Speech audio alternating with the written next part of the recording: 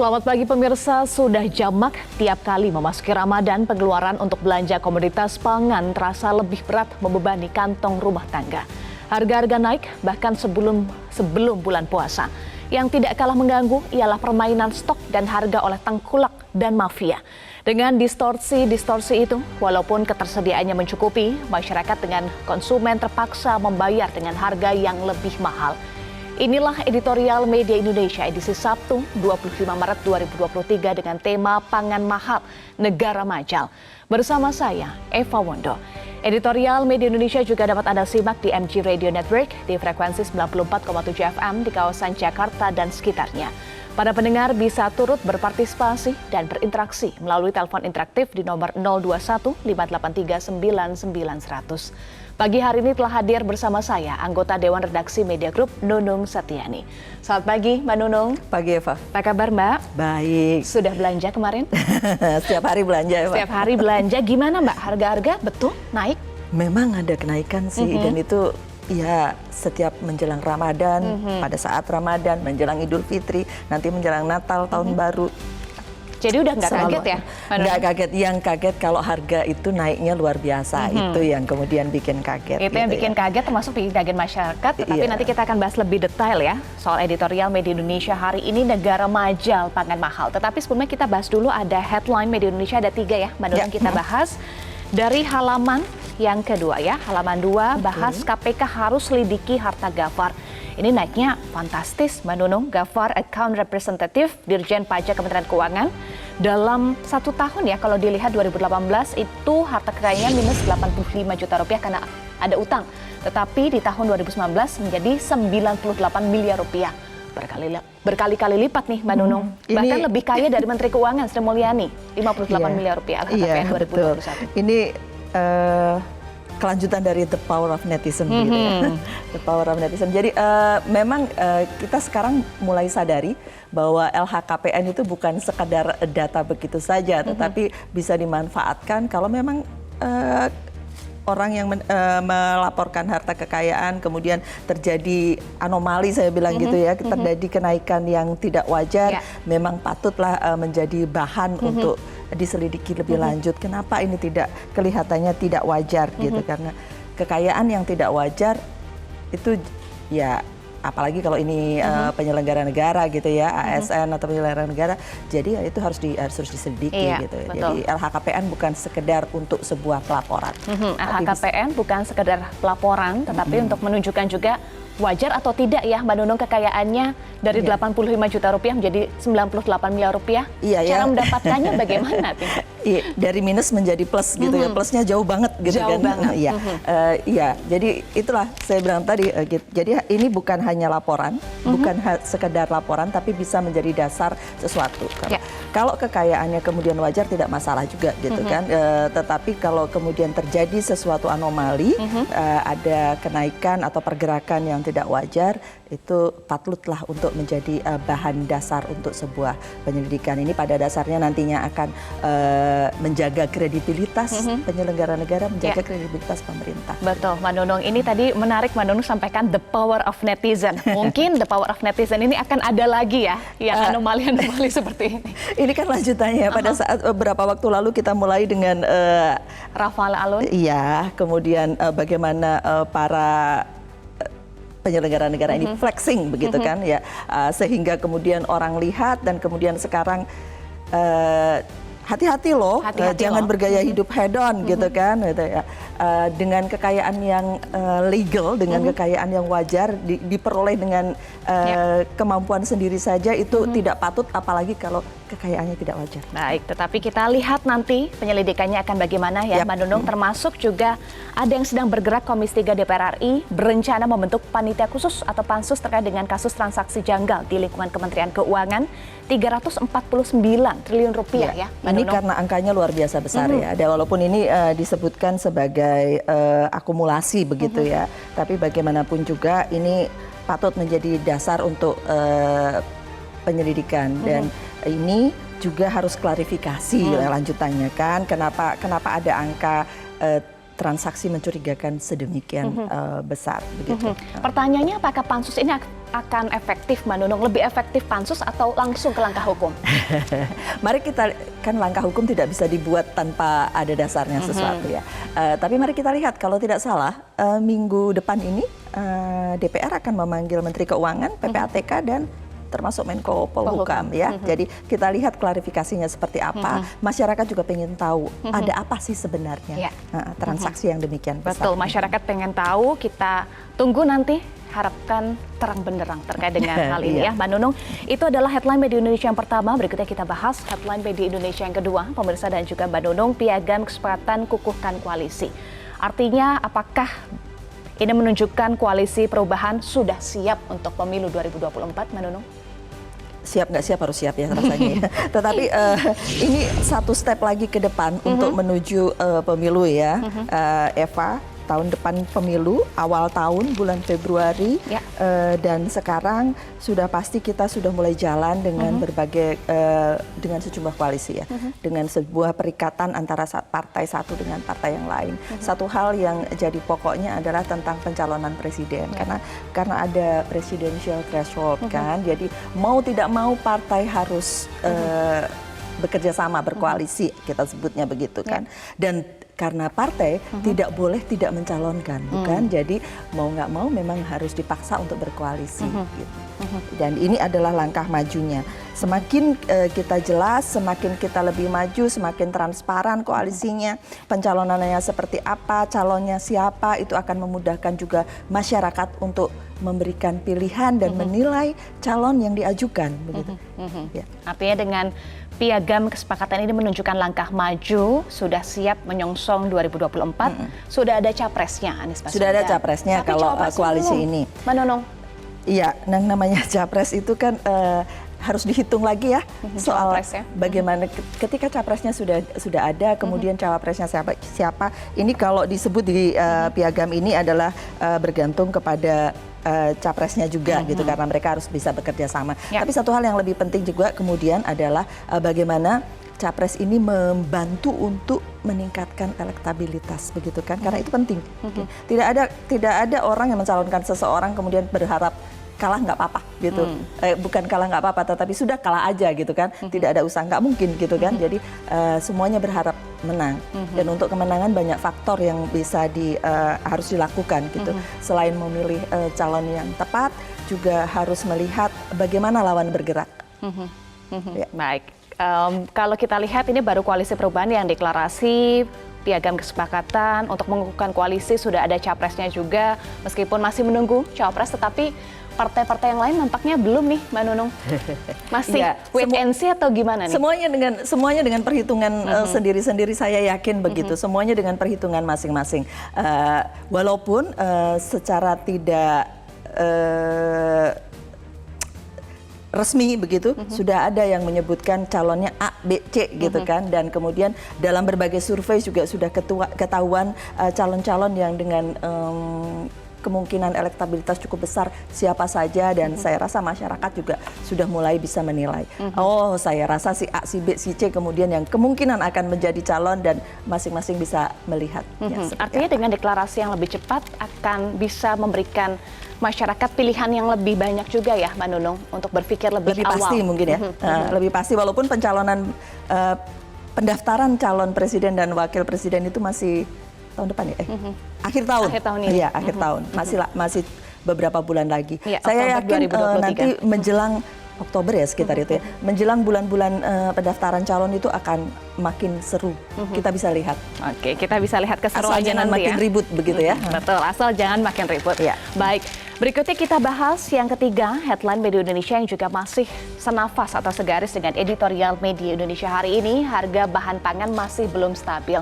Seperti di awal tadi ya, Mbak Nunung, sepertinya masyarakat sudah tidak kaget dengan kenaikan harga. Kalau di sini, di halaman yang pertama kita lihat ditulis nih Mbak Nunung, kenaikan komoditas beberapa di antaranya gula pasir nih, sebelumnya 15.500 per kilogram, kemudian menjadi 5.900 per kilogram. Lalu ada juga cabai, Mbak Nunung, kenaikannya cukup signifikan ya, kalau dilihat cabai rawit merah misalnya bisa mencapai Rp76.000 per kilogram. Dan ini dikeluhkan oleh masyarakat, Mbak Nunung. Iya, karena kenaikannya tinggi ya. Jadi yang namanya ketika konsumsi naik, konsumsi meningkat, hampir bisa dipastikan harga akan naik karena bagaimanapun juga ketika permintaan banyak, ya pedagang menaikkan gitu. Hukum ekonomi ya? Ya, normal saja itu. Tetapi kenaikannya seberapa itu soal berbeda kan gitu. Ada cost dari pengusaha yang kemudian naik membuat harga jadi naik, tetapi ada juga permintaan naik itu mendorong juga kenaikan harga. Nah, sekarang adalah menghitung seberapa wajar kemudian kenaikannya. Nah, belakangan ini kita selalu lihat Menteri Perdagangan berkeliling-keliling gitu, bahkan Presiden pun menyambangi pasar karena melihat harga, berapa sih kenaikannya gitu. Kalau sekarang masih dibilang wajar, menurut Menteri Perdagangan ya kalau tidak salah menyebutnya begitu, ya mari kita lihat di beberapa tempat gitu kan. Tapi ada cara kemudian bagaimana koordinasi dari satu daerah dengan daerah lain untuk menjaga harga tetap dalam jangkauan masyarakat. Buat saya atau buat Eva yang penting kalau kita bisa beli dan tidak merasa ini keterlaluan gitu ya, mungkin kita akan beli saja gitu kan, tidak ada terlalu soal. Tetapi kalau harganya naik sangat tinggi dan bahkan kita agak sulit untuk membelinya, itu soal buat kita semua. Apalagi ini komoditas yang penting untuk masyarakat ya, sehari-hari masyarakat sehari-hari dipakai. Butuh beras, butuh cabai, butuh ikan, butuh minyak goreng, butuh telur, Mbak Nunung. Itu tidak cuma soal memanjakan mulut, tetapi juga bagaimana menjaga gizi keluarga itu penting juga kan. Nah, itu yang kemudian harus dijaga. Memanjakan mulut mungkin satu hal, tetapi menjaga kebutuhan badan kita, menjaga kebutuhan anak-anak kita untuk tetap tumbuh dengan baik itu. Iya, apalagi sedang puasa, Mbak Nunung tentu harus menjaga gizi ya untuk berpuasa. Tetapi apakah semata-mata ini karena faktor supply and demand atau hukum ekonomi saja atau ada faktor lain? Karena di editorial Media Indonesia ini ada dugaan, Mbak Nunung, mafia. Jadi mungkin lama-lama kalau kita berpikir nih ya, ada faktor cost yang diperhitungkan, ada faktor permintaan yang kemudian mesti diperhitungkan, lama-lama berikutnya ada faktor spekulan yang kita perhitungkan juga gitu untuk kemudian menjaga harga ini gitu. Rasanya begitu. Seperti editorial Media Indonesia ini sebutkan. Iya, editorial Media Indonesia menulis seperti itu. Karena kita tidak bisa berharap semua pedagang, semua pengusaha pengen untung. Nggak ada yang mau dagang untuk rugi gitu kan. Pasti semuanya pengen untung. Dan kemudian susah juga kemudian membuat orang, menyadarkan orang jangan jadi spekulan. Yang penting adalah bagaimana menjaga supaya spekulannya tidak bisa merajalela gitu ya. Nanti kita akan bahas lebih detail bagaimana menjaga agar spekulan ini tidak merajalela ya. Menurut kita bahas. Inilah editorial Media Indonesia hari ini, Negara Majal, Pangan Mahal.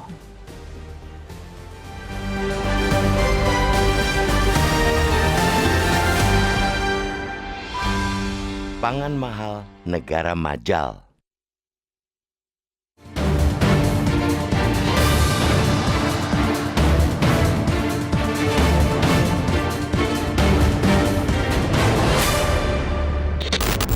Sudah jamak, tiap kali memasuki Ramadan, pengeluaran untuk belanja komoditas pangan terasa lebih berat membebani kantong rumah tangga. Harga-harga naik, bahkan sebelum bulan puasa. Memang ada kenaikan volume belanja rumah tangga. Teorinya, sesuai hukum pasar, ketika permintaan terhadap suatu produk naik, ketersediaan barang menjadi berkurang.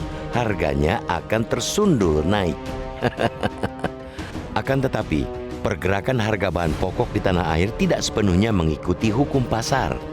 Ada sejumlah distorsi seperti efek psikologis atau kebiasaan, bahwa bila masuk bulan puasa, harga-harga pangan harus naik. Yang tidak kalah mengganggu ialah permainan stok dan harga oleh tengkulak dan mafia. Dengan distorsi-distorsi itu, walaupun ketersediaan mencukupi, masyarakat dengan konsumen terpaksa membayar dengan harga lebih mahal. Presiden Joko Widodo sepekan sebelum memasuki Ramadan sempat menyatakan keheranannya. Meski sudah panen raya, harga beras bergeming tetap mahal.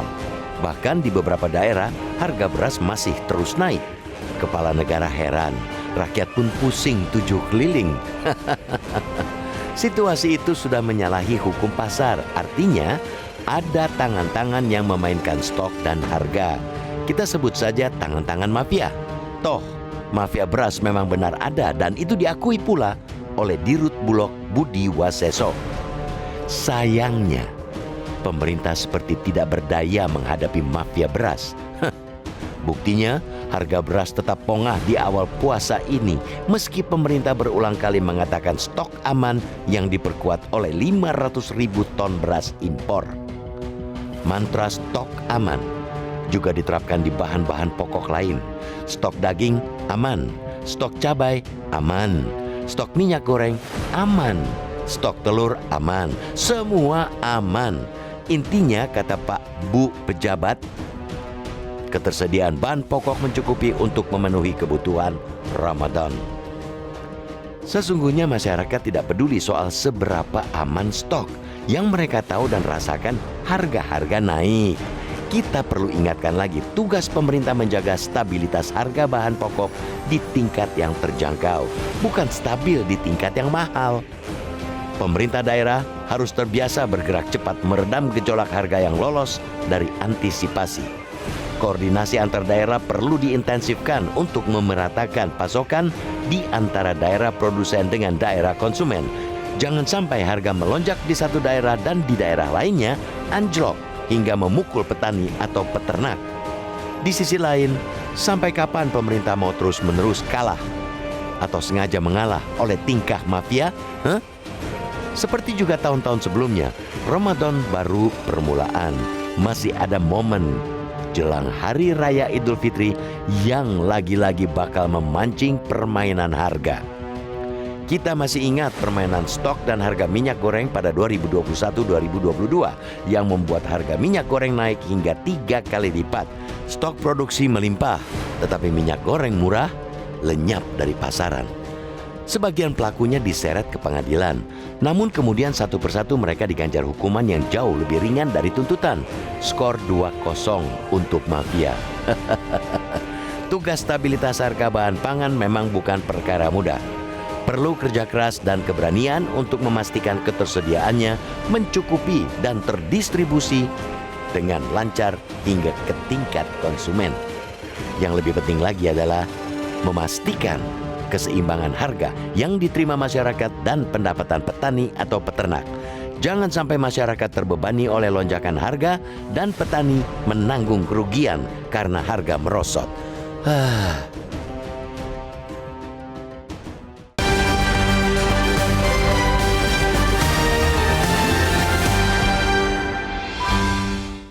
Pemirsa, sampaikan pendapat Anda dengan berpartisipasi melalui telepon interaktif di nomor 0215839900. Kami tunggu partisipasi Anda.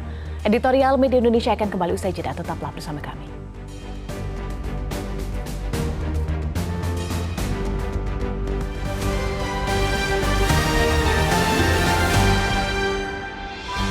Tahukah Anda?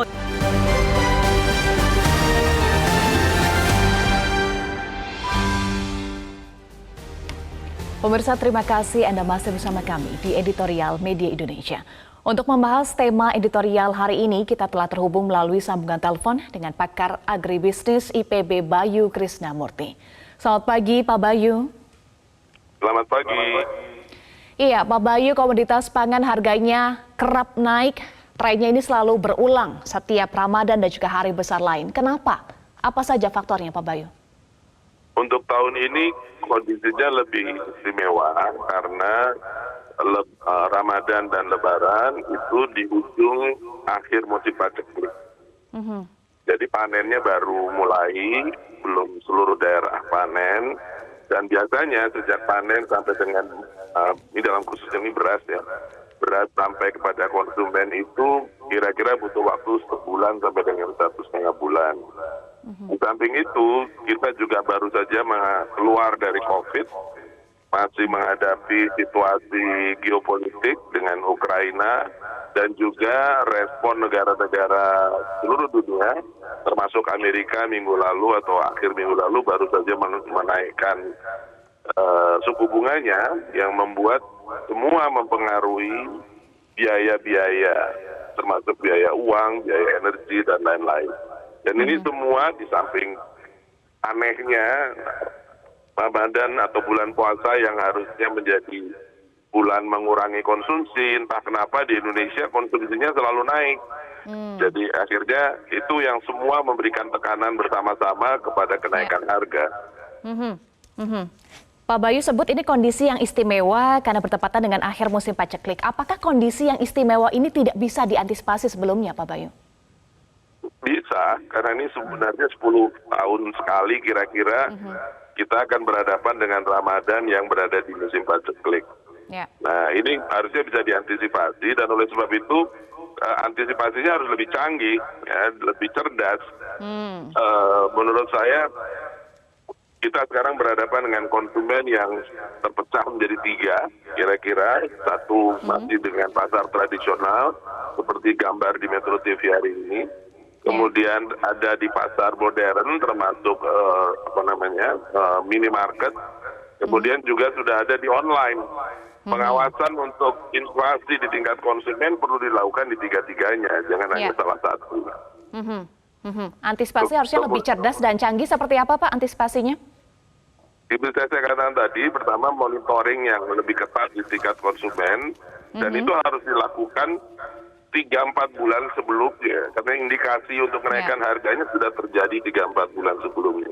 Tapi tentunya yang paling fundamental tetap diproduksi dan menyediakan pasokan, baik dari dalam negeri maupun dari luar negeri, yang secara sistematis dan terencana.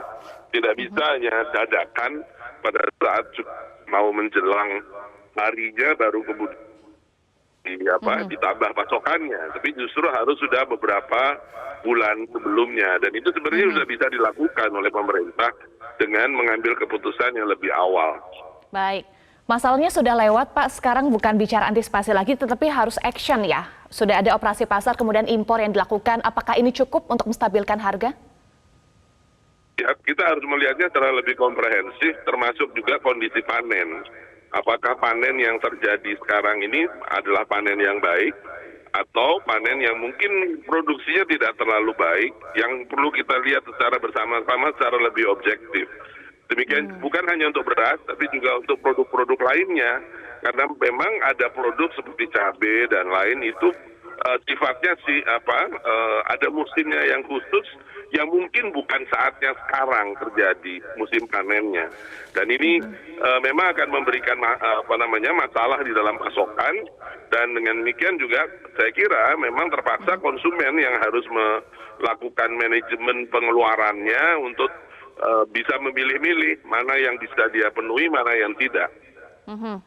Baik, soal panen, Pak, apakah lebih baik panennya itu sekarang untuk mengantisipasi juga, Pak? Karena kan kondisinya saat ini Anda sampaikan di akhir paceklik, jadi solusinya harus seperti apa?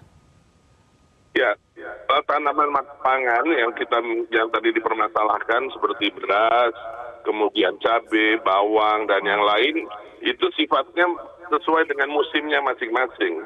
Kita tidak bisa membuat mereka dipaksa panen pada waktu yang tidak sesuai dengan kesesuaian agroklimatiknya.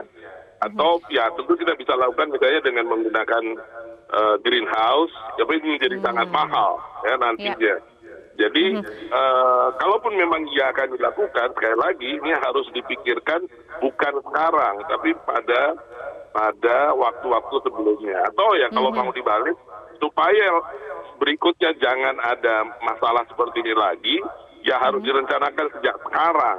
Dan itu harus dilakukan sesuai dengan kesesuaian teknis, jangan diambil berdasarkan keputusan politik, sehingga kemudian perencanaannya benar-benar sesuai dengan tuntutan agroklimat yang dibutuhkan. Tapi hasil panennya sekarang dalam kondisi yang baik atau tidak, Pak Bayu? Data mengenai panen ini yang selalu diperdebatkan. Di satu pihak ada yang mengatakan baik, di pihak lain ada yang mengatakan tidak baik. Kalau saya, seharusnya kita menerapkan penggunaan teknologi yang jauh lebih canggih daripada yang sekarang untuk bisa mendapatkan kondisi yang objektif. Kita sudah sepakat dengan menggunakan data BPS saja, tidak menggunakan data lain. Dan oleh sebab itu, pemantauan yang dilakukan oleh BPS harus dilengkapi dengan teknologi untuk memungkinkan mendapatkan data yang jauh lebih akurat dan bisa dipertanggungjawabkan dan bisa dipercaya oleh semua. Baik, dengan data yang akurat, data yang objektif memotret itu bisa bisa ditentukan juga solusi yang lebih tepat ya Pak, kalau datanya itu satu dan juga data yang komprehensif bisa memotret secara langsung. Terima kasih pakar agribisnis IPB Bayu Krisnamurti sudah bergabung bersama kami di Editorial Media Indonesia. Salam sehat selalu Pak Bayu. Pemirsa, kita harus jeda dulu. Usai headline news pukul 7 waktu Indonesia Barat, Editorial Media Indonesia akan kembali untuk Anda.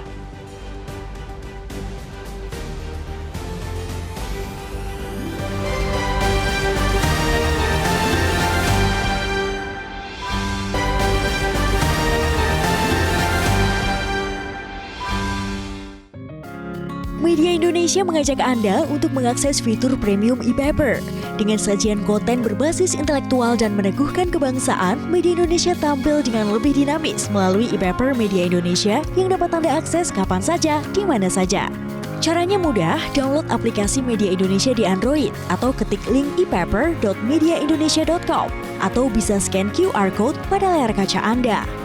Klik tab e-paper di bagian samping layar tablet Anda, daftarkan data diri, serta pilih paket perlangganan e-paper Media Indonesia sesuai dengan kebutuhan Anda. Nikmati juga bonus spesial tambahan 4 halaman rubrik fokus setiap hari. Semua bisa Anda dapatkan hanya di e-paper Media Indonesia. Untuk informasi lebih lanjut, hubungi customer service di nomor 0811 1201 2018 atau kunjungi media sosial @mediaindonesia. Media Indonesia, referensi bangsa.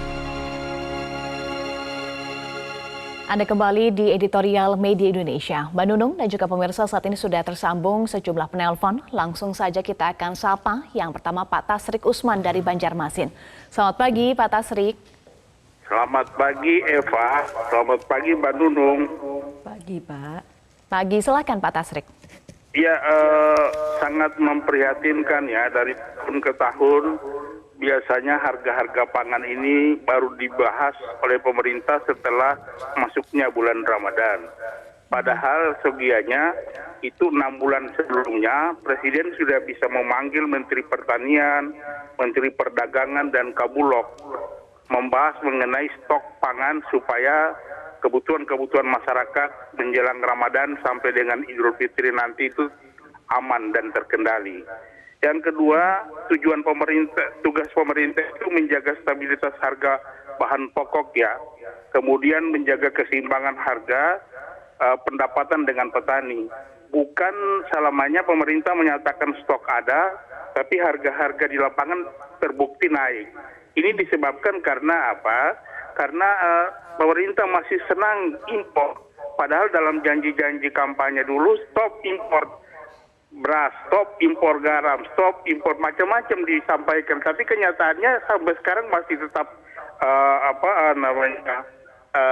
impor terus. Ya, saya berharap pemerintah mulai hari ini dan ke depan supaya fokus pada persoalan-persoalan kepentingan bangsa, kepentingan masyarakat.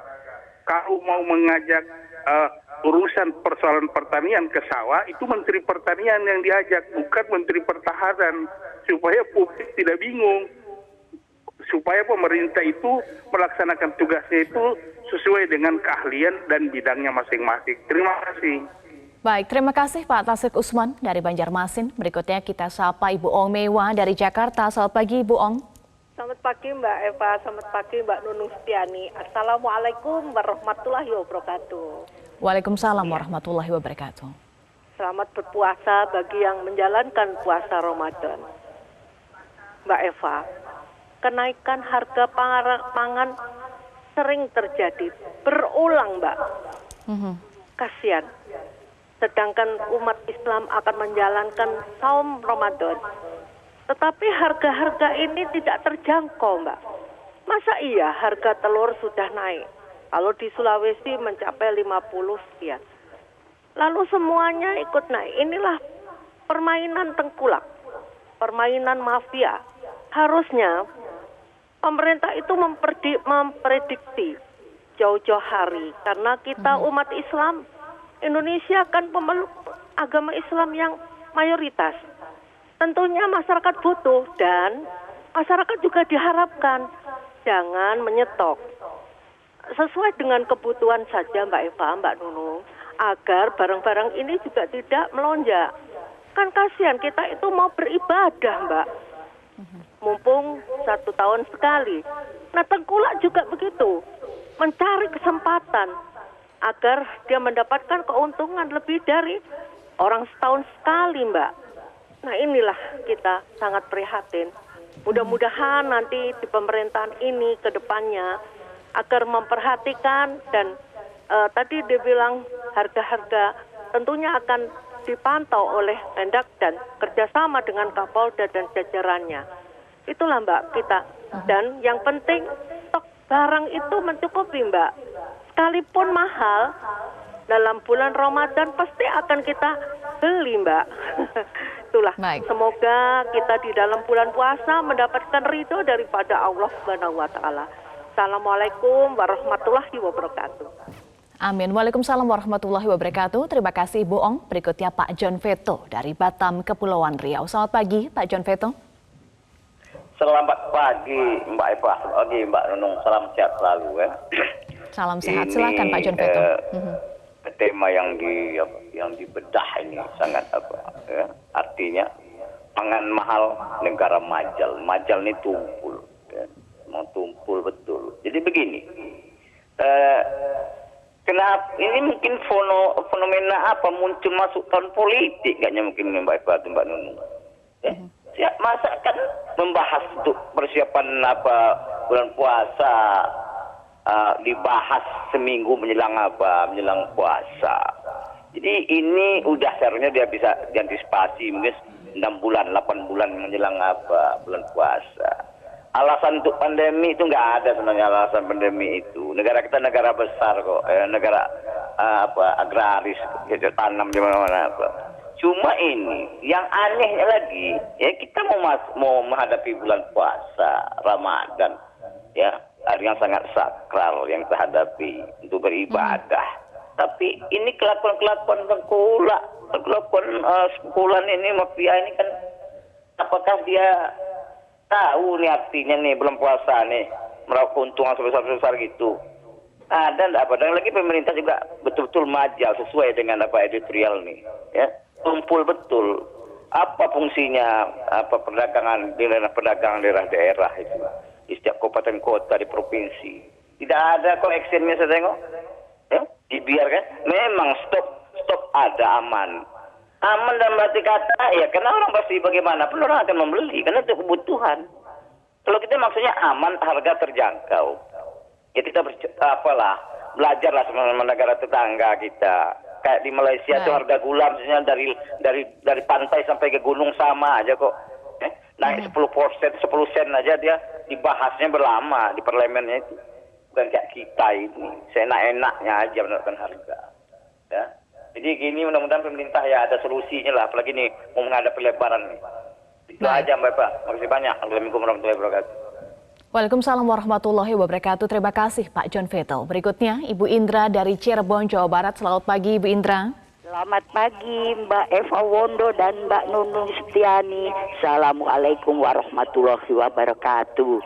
Waalaikumsalam warahmatullahi wabarakatuh. Ini memang sebetulnya ada kenaikan harga sedikit itu wajar saja.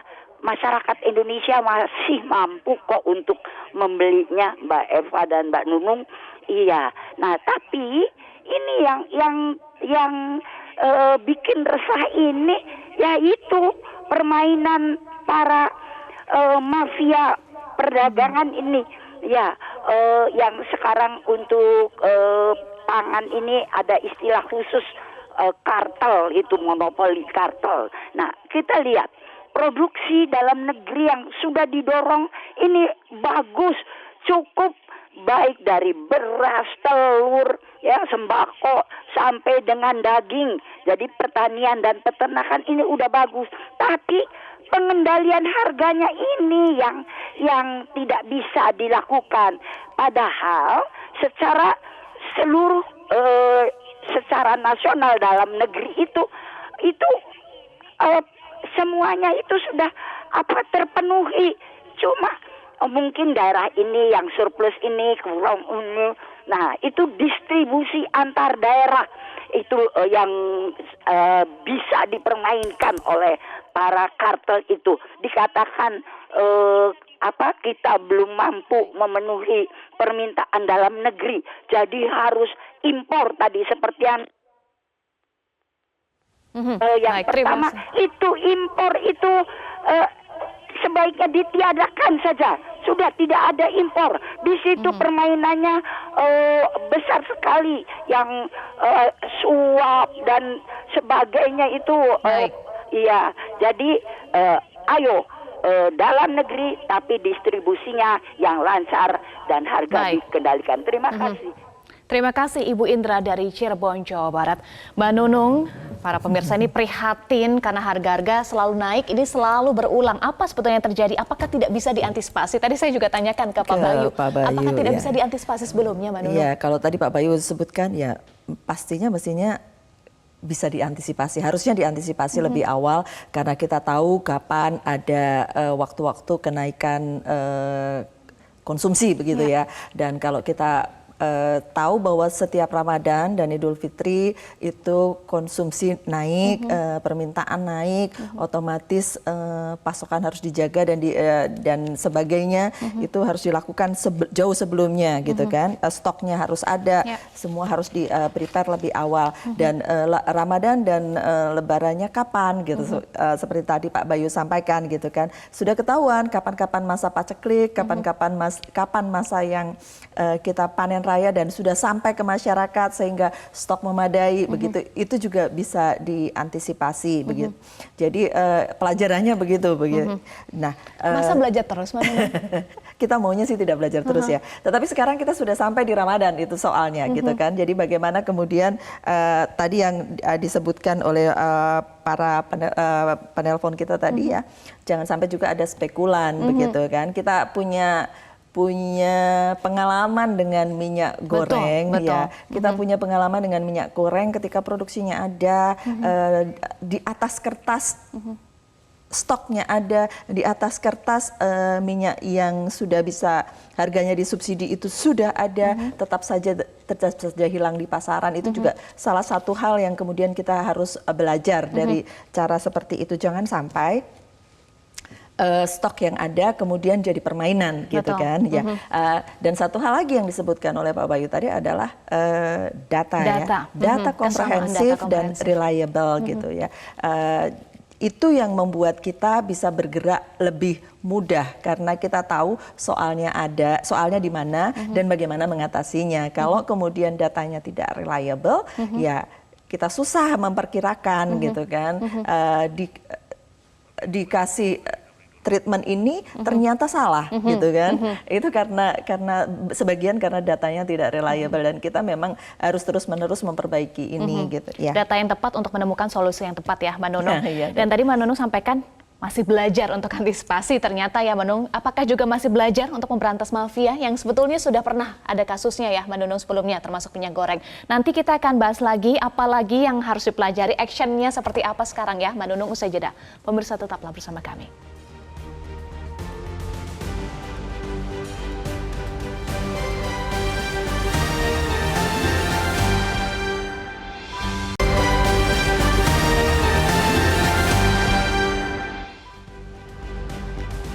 Pemirsa, terima kasih Anda masih bersama kami di Editorial Media Indonesia.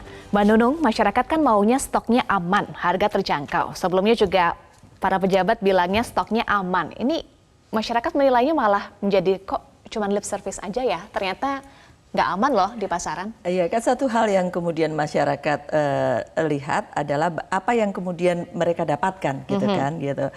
Mau bicara setinggi apapun kalau kemudian di lapangan jatuh-jatuhnya mahal ya mahal gitu kan. Itu satu hal. Tapi kalau boleh nih ya Eva ya, kita sedikit balik ke perbincangan kita tadi ya. Setiap kejadian yang berulang kita sebenarnya sudah harus bisa mengantisipasi. Ini adalah salah satu posisi kejadian yang berulang gitu kan ya. Jadi stok betul harus ada. operasi pasar mesti dilakukan, itu satu hal. Kemudian kemudian kalau tadi saya sempat di awal mengatakan sekarang Menteri Perdagangan keliling bersama Menteri Dalam Negeri untuk berupaya meredam gejolak harga begitu ya, kalau kita taruh begitu ya. Karena harga di satu daerah dan daerah yang lain bisa jadi berbeda-beda gitu. Di daerah produsen daging gitu akan berbeda halnya dengan di daerah yang cuma konsumsi saja gitu kan. Pasti harganya lebih tinggi. Di daerah produsennya pasti harganya lebih rendah. Dan betul memang harus diantisipasi di masing-masing daerah dulu gitu kan. Jadi kalau misalnya masih sempat ingat kan ke Pemda DKI membeli langsung dari NTT atau dari Jawa Timur untuk daging, untuk sapi, itu salah satu hal yang perlu dilakukan. Dan kemarin kalau tidak salah disampaikan oleh Menteri Perdagangan itu bagaimana di masing-masing daerah ada 2% cadangan. Nah, itu bisa digunakan pada saat harga bahan-bahan pangan naik dan membantu bagaimana distribusi supaya harganya turun, supaya harganya masuk akal. Dan kemudian kita taruhlah gampang gini, kita ambil patokan seperti patokannya Menteri Perdagangan gitu. Jangan sampai harga naik lebih dari 5%. Oke, fine. Kalau kenapa begitu, tidak boleh lebih dari 5%? Saya tidak tahu, itu yang disebutkan oleh Menteri Perdagangan kan. Dan memang untuk beberapa proyeksi ekonom sekarang ini di masa Ramadan, Lebaran itu kenaikan harga inflasi ya maksud saya itu sekitar 5-6% begitu harus kan. dijaga ya. Nah, itu mungkin jadi mungkin itu yang jadi patokan, saya tidak tahu juga. Nah, tetapi kalaupun sudah dipatok harga misalnya jangan sampai lebih dari 5%. Oke. Tidak boleh lebih dari 5%, semua daerah melakukan pemantauan harga di masing-masing tempat untuk semua komoditi gitu. Ada beberapa komoditi yang kemudian kena paceklik seperti Pak Bayu tadi sampaikan. Kalau kondisi cuacanya nggak bagus, cabai itu akan rentan untuk terpengaruh gitu produksinya. Dan otomatis harganya akan naik. Itu satu hal. Ada beberapa hal yang kita mesti petakan kecil di lokal gitu supaya kita tahu seperti apa. Termasuk kalau tadi disebutkan apa perlu impor, ya kita lihat di dalam negeri ada daerah yang surplus, ada daerah yang minus, itu dulu dilakukan gitu kan. Balik lagi soal data ya, Mbak Nunung, datanya harus reliable supaya bisa menentukan perlu impor atau tidak ya. Mbak Nunung tadi sampaikan soal operasi pasar, kemudian memastikan rantai pasok yang tepat, kemudian cadangan.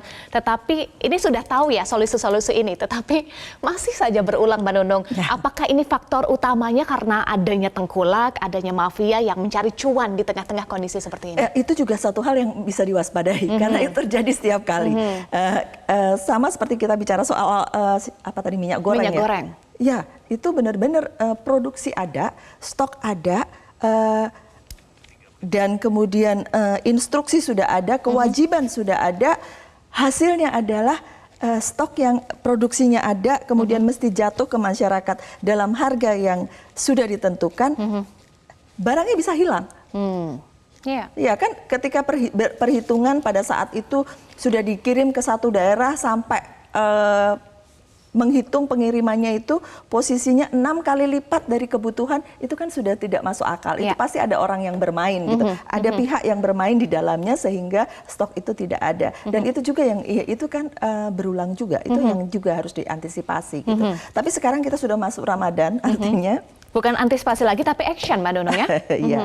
Kalau tahun depan kita antisipasi. Kalau belum terjadi kita bilang harus antisipasi. Tapi kalau sudah terjadi ya bagaimana caranya gitu kan. Jadi kalau misalnya tadi oke, dijaga harganya tidak boleh naik lebih dari 5%. Artinya sebelum dekat 5% itu harus pemerintah daerah harus melakukan sesuatu gitu. Harus membantu supaya mencari dari mana ini mesti dipasok gitu. Mau dari daerah lain, mau dari manapun gitu, itu harus dibantu untuk dipasok. Dan itu bisa dipakai dana cadangan supaya masyarakat menikmati harga yang masuk akal, masuk akal buat masyarakat begitu ya. Baik, supaya negara tidak disebut negara majal atau tumpul, konkretnya harus seperti apa Mbak Nunung untuk melawan tengkulak, kemudian untuk menstabilkan harga, bukan belajar lagi nih Mbak Nunung udah tidak antisipasi tapi harus action sekarang. Ya tutup semua lubang. Kalau tengkulak tidak ada lubangnya untuk bermain, dia tidak akan bisa bermain gitu kan. Gitu. Kalau semua pihak menjalankan semua pekerjaannya dengan lurus, mungkin kita akan bisa mengharapkan hasil yang lebih baik, termasuk data yang lebih baik, data yang reliable itu juga menjadi bagian dari semua orang harus mau melihat, oh iya kenyataannya begini. Jadi kalau kenyataannya begini, kita akan melakukan langkah seperti apa. Itu yang penting menurut saya. Ya, tutup semua lubang, datanya juga harus konkret, harus reliable untuk menemukan solusi yang juga tepat. Terima kasih Mbak Nunung sudah bergabung sama kami di Editorial Media Indonesia. Salam sehat selalu Mbak Nunung. Pemirsa, menjaga stabilitas harga bahan pangan memang bukan perkara mudah. Yang lebih penting lagi adalah memastikan keseimbangan harga yang diterima masyarakat dan pendapatan petani juga peternak. Jangan sampai masyarakat terbebani oleh lonjakan harga dan petani menanggung kerugian karena harga merosot. Demikian Editorial Media Indonesia untuk hari ini. Atas nama rekan-rekan yang bertugas, saya Eva Wondo pamit undur diri. Terima kasih atas perhatian Anda. Selamat menjalankan ibadah puasa dan tetaplah bersama kami di Metro TV.